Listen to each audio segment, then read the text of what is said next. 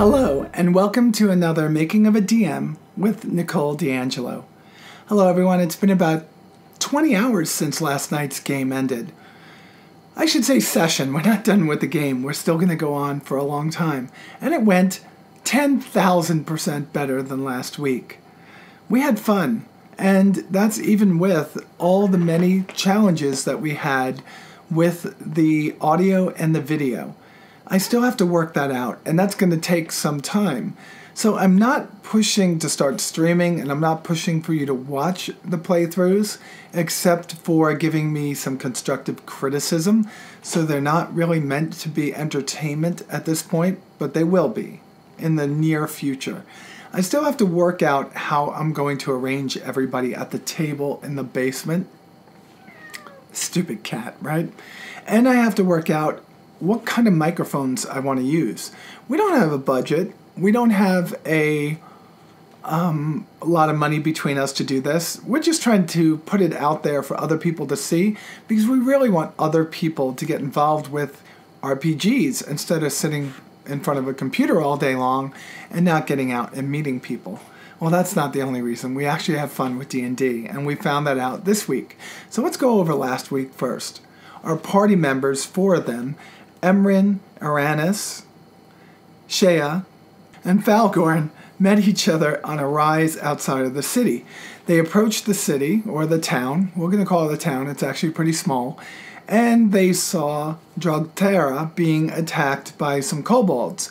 When they met up with him and were able to help him kill the kobolds, out came Drogtera's uncle, who was trying to persuade him to join his side, told him that he was the reason why Drogtera was taken as a youth, and Drogtera, with the infused might of a deity, which he doesn't know yet, was able to cut off his uncle's head.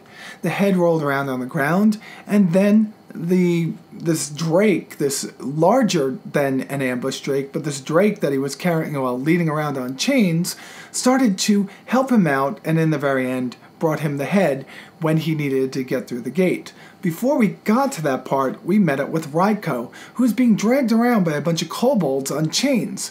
We don't know why. We still don't know why. No one's asked him that question. It's kind of, why aren't they asking him that question? But they're the people in the party, and I'm going to leave that up to them. But Ryko joined the party too, so we have our party of 6. Our party of 6 continue to make their way to the keep, and at certain points, they realize that they might not be able to get there in time to save 8 people that are on the pathway up to the keep, which are now surrounded by kobolds. The people are hurt, the people are unarmed, and they're weak. So what happens?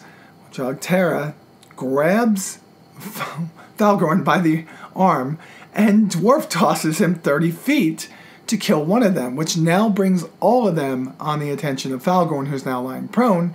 The rest of the party, who is more than quick enough to make up that 30-foot distance, rushes forward. They kill the last of the kobolds, and the party and 8 of the townsfolk that they save all get into the keep. That was awesome, right? I got that right. Let's move to this week. This week we sat down. I went over the challenges that we had from last week, and I went over some of the things that needed to change this week. And then I had to break the news to everybody. Well, one of them knew. Drogtera knew that his girlfriend was not going to make it, but they have a 3-month-old. It was quite hard bringing the 3-month-old with them, especially since my daughter wasn't going to be able to babysit for them, so we lost Emrin. I didn't really work that into the story, and I was wrong about that.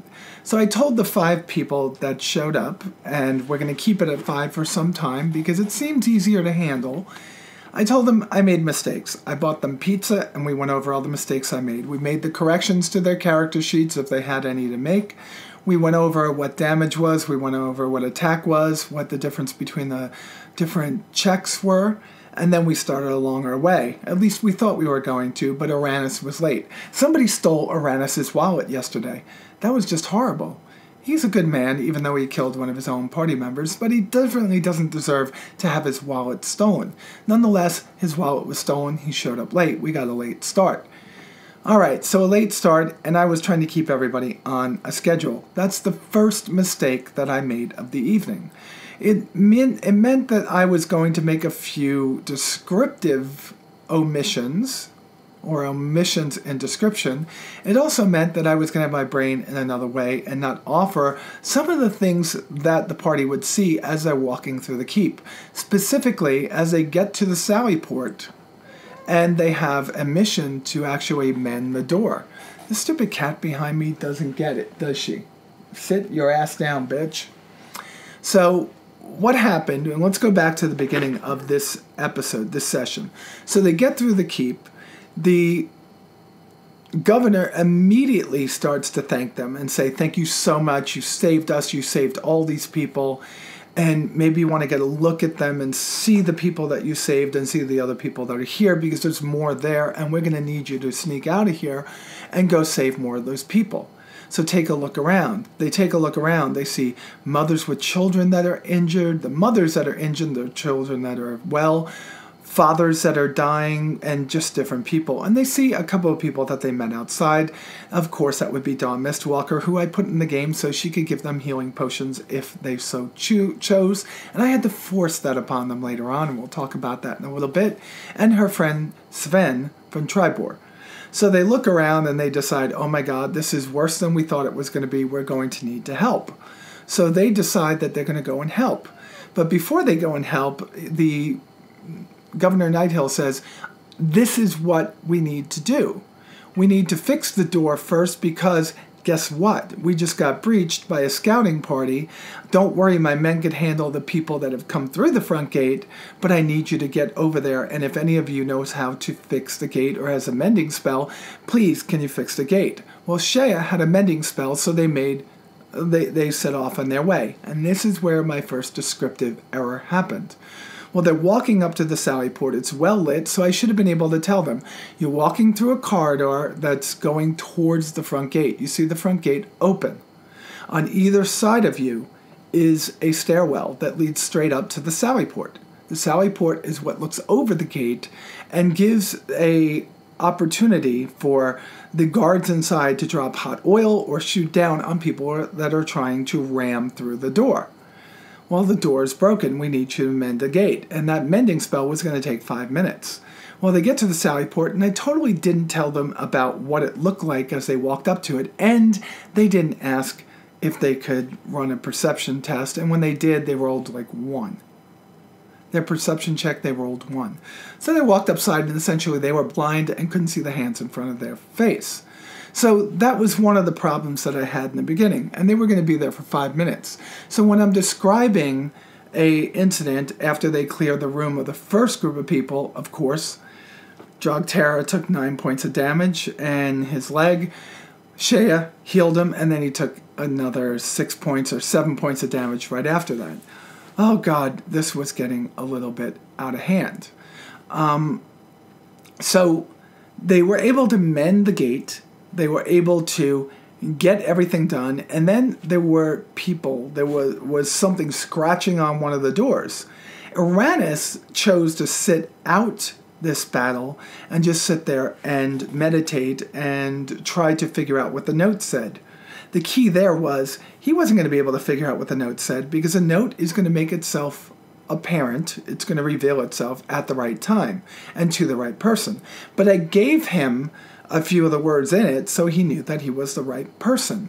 But he had already done that when they took a short rest and chose not to rest because he had full hit points, and he didn't get anything but 4 words out of a 20-word document, and I gave him like another 1 or 2 words and said, all right, run an arcane check on the note. You realize this note won't tell you anything else with any more meditation than it will reveal itself at the right time to the right person, and you feel like you're the right person because it's already started to reveal some of the words on the note to you. Now, that note is going to become very important to his storyline later on, even though it was found on the uncle of Jogterra, or what we think is the uncle at this point. All right, so we get the sally port clear. We're up in this area. They're coming through the other door. And I rolled a crit for something that was, if I rolled a 20 and I put this in my head, the people at the other door were going to be intercepted by the guards that were going to come through, and the guards would be able to easily handle them. If they rolled a 1, they were going to break through the door and have advantage over the party because they had surprised the party for the first round. Well, it was the former instead of the latter, and they got away with having to fight them, which was pretty cool. So they get back to the courtyard, and they're talking to Governor Nighthill, and they decide, you know what, we've taken enough damage, let's go over and talk to this Dawn Mistwalker and see what she has for us. Dawn Mistwalker looks at them and says, all I have is 2 left. I had 5 before. I was holding them for you, but more people came in injured. The only way we're going to get them healed is if we find the priest. Now, we know from Governor Nighthill's conversation with them, which I didn't talk to you about yet, that the sanctuary is under attack, and that's where the priest is. At least that's where I put the priest, and the priest is there because that's where he would be. That's not part of the storyline, but that's part of the storyline I built in. And then on the other side of, well, this is on the southeastern side of town. On the southwestern side of town, there's a lot of smoke billowing up from the mill. And the mill is where all the food stores are, and if that burns down, they're not going to have enough food to live on, and that would be very bad too. So they have to make a very, very, very wise decision here. I don't know what it's going to be. So they're told that they have to go get these done, but also Governor Nighthill is very possessed with finding somebody that's going to be able to tell them what's going on. So he asks them, in your travels, if you should find somebody that's kind of in command, do you think you could capture him and bring him back here, or her, so I can have myself and my men interrogate them and find out what the hell is going on? So they've got these 3 missions now. So now they're setting out on their missions. They've gotten themselves pretty much healed up. They are pretty... they're working together much better than they have in the past. And it's getting late, so I know that we're going to have to find that piece of the storyline that makes sense for them to stop for the evening. So I'm like, I have them go to the under part of the keep, the cellars, all right? And they're going to the cellars to meet this Castellan the Red, who is the keymaster of the keep. And the governor thinks he's always going around the rooms checking the locks, but the guards know that he's not. He's always hidden in his secret place, drinking ale and singing a horrible song about a woman. So they go up to one of the guards. They're just asking. They don't know this other information I've given you. And I tell them to roll, well, I tell one of them to add a persuasion check, to roll a persuasion check to get information out of the guard. And they roll enough to get like 22, and that's more than enough. So I tell them, the guard looks at you and says, yes, Castellan, he's the man that would know the easiest way out of here, if there is a way. None of us know of a way, but if there's anyone that does, it's him. He's been here for eons. You'll find him in the cellar. In the cellar? He likes to sing. Well, he likes to drink. He drinks a lot of ale, and then he sings. He sings about a woman. It's a dreadful song. You'll hear it. Just go down into the cellar, and you'll find him.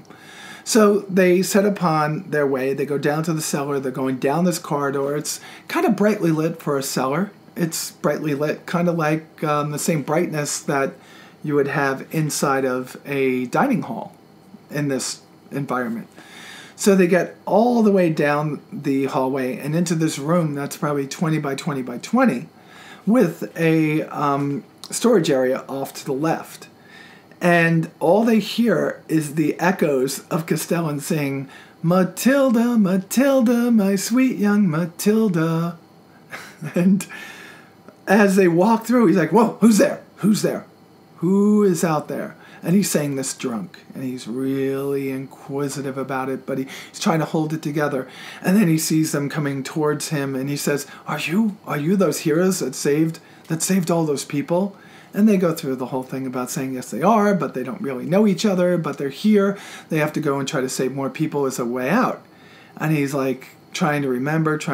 So they have to keep on engaging. This is the way that I made Castellan, that he's drinking, so they have to keep engaging him. So I had them keep rolling these persuasion checks, and they kept on getting each and every one of them through the conversation. So they find out that behind the barrels of ale, there's a waste tunnel, that the area that they're in used to be where they kept cows and chickens and horses during attacks. And the tunnel that they were going to be going through was the refuse tunnel, the runoff from all the shit and piss that would go in this area that would run off into the creek. But the people in the town got upset that lived downstream from there because it would destroy the water for them. So they had to move the cattle and they had to move these animals somewhere else. So now this is defunct, and they use it to store their beer. So he says, if you guys can move some of those barrels, you can surely find a tunnel, but I think there's a gate at the other end, and it might be locked. And they said, locked, do you have a key? And now they had to do it again. They had to now keep rolling a check against his intelligence, because he was drinking a lot. His intelligence was down. He was trying to remember. He's fumbling with his keys, and they kept rolling on those, and they kept hitting, which was awesome. So they get the key, and they go into the tunnel. The tunnel is dark. It's dingy. There's no light. So Shea casts the flickering flame in her hand, and she goes out in front. And they start crawling through this tunnel, and it stinks. It stinks like old poop and old piss. And they're going through the tunnel. All they hear is the pitter-patter of little feet and the little screeches and squeals and those high-pitched whines that only could be rats. So one of them rolls a perception check, and I think it was Raiko. And I said, it's just what you think it is. You turn to everybody else and say, it's rats. I hate rats. And that's it. So they're in the tunnel, and they're moving towards the gate, and it's like 250 feet down this tunnel until they get to the edge of the creek. And all of a sudden, they hear in front of them, and Shea could just make it out in front of her, a swarm of rats coming near them. Everyone prepares for battle, and she says, wait, I have speak with animals. And I'm like, really? And I'm like, okay, and I'm trying to thumb through it, and I just look at her, I say, okay, roll. And she crits on it. So she's able to speak with the rats. Or maybe she didn't crit, she rolled really high on it. So she speaks to the rats and says, they mean them no harm, please let them pass. And all of a sudden the rats come charging at them, and about 1.5 feet in front of Shea, they split like Moses is parting the Red Sea. And they go around her. And I just look at her and I go, that was pretty awesome. You rock. I didn't even think of that. I thought you were going to have to fight these two swarms, 2 of you in the front, 2 of you in the back, and Uranus hopefully in the middle, just turning around and firing his frost? I forget the name of his spell. But they didn't have to do that. So they have a free pass going all the way up to the gate. They get to the gate, and Falgorn has the key. He unlocks the gate, and then fails on perception on what's outside. And then Raiko, the best one with perception, fails on seeing what's outside or seeing if there's a trap. So the character that always gives me the biggest laugh, well, not always, mostly, the other characters in this story are amazing, and they're starting to flesh themselves out. I now have the storylines for Raiko and for Shea, so we'll be able to start working them into the weekly sessions. But Drogtera gets an idea that there might be a trap over there, stand back, and he decides he's going to throw his Warhammer out there. That's where I give him one of my Matt Mercer-isms. Is that right? Mercerism. And he goes, I want to throw my hammer at the door. And I said, you surely can try. So he goes to throw his hammer, which I'll tell you the 2 ways it was going to go. All right? So he throws his hammer and he gets a 1, critically fails. So I go, you throw your hammer And as it leaves your hand, it leaves in the wrong direction. And it clanks off the left, it clanks off the right, it clanks off the left, it clanks off the right side of this small tunnel. And I say, everybody in front of you, and that was everyone since he was bringing up the rear, roll a dexterity check. Everybody in line rolled the check and passed it, except for the person in the front, which was Shea. Shea took 2 points of bludgeoning damage as it fell and hit her leg after it had expended all of its energy, hitting all over the walls. So here's the kicker. Outside of the tunnel, if they had made any of their perception checks, they would have known that there was some kind of a ambush that was being set up for them. So by knocking that hammer all over the inside of the tunnel and making all that noise, the people that are outside, the 6 kobolds and the 2 acolytes, know that they're there. And that's where we ended it. So here's the things that I've learned about this episode. The first thing is that I am still rushing things, and I gotta let things go at their own pace, because it's a lot easier to describe everything and have them involved with every moment in the game than it is to rush them along it and forget key descriptions that it's my responsibility to give them. So I failed them, but I didn't fail them big. We still had fun. And the second thing I learned is that it really isn't about shooting this, about filming this. I had more fun this week not worrying about the audio and the video than I did last week worrying about all that. Yes, the camera was still in my face, but I looked past it most of the time. Now, we did have a lot of issues with the video and the audio. I bought 25-foot cables, and there's not enough power in the cameras in the USB ports to push it that far. And for us to do that, we're going to need a $200 device to do it. So if you do want to see these sessions and you want to help us, there'll be a number of ways that you could help us in the description. And if you just want to watch these, hey, watch them. That's all I ask, is that you watch them. But if you want to see them in the future, we may need some help. What we need is a Thunderbolt 2 to USB. Well, it's a Thunderbolt 2 dock. That's what we need. It's usually made for a MacBook Pro, but in this case it's made for my iMac. I'm using my iMac to stream. It's more than powerful enough to do it, but there's just not enough power in the USB ports to do this, and I did enough research to know that this device will help us. The third thing I learned is that 4 pizzas are too much for all of us. There were 2 whole pizzas left at the end of the night. And the fifth thing I learned is this game rocks. It's fun. And if you haven't played it in a long time, if you think it's only for geeky sci-fi freaks, you're wrong. There are many people in Hollywood that play it. I'm sure there's many politicians that have played it in their life. I'm sure that there's people in your life that you wouldn't expect that have played it. It teaches so much. It teaches you how to problem solve. It teaches you how to interact with your peers and people that aren't your peers, how to work together.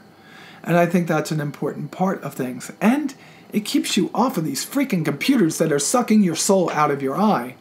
Well, I don't want you off of those too long because then you won't see this, but you understand what I'm saying. D&D is fun, and I'm sure the other RPGs that we'll be playing in the future will be also.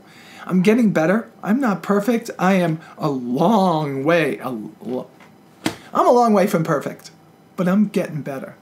And I love this game and having a great time at it. I'm going to put the raw footage up there. It is broken. It freezes. The audio goes out. The video goes out. Everything goes out for a little bit. It's not perfect, but we're trying to get there, like I said. Folks, thank you so much for the support that you've given us just by watching these videos and giving me the advice that you give me. I really appreciate it. Thank you so much.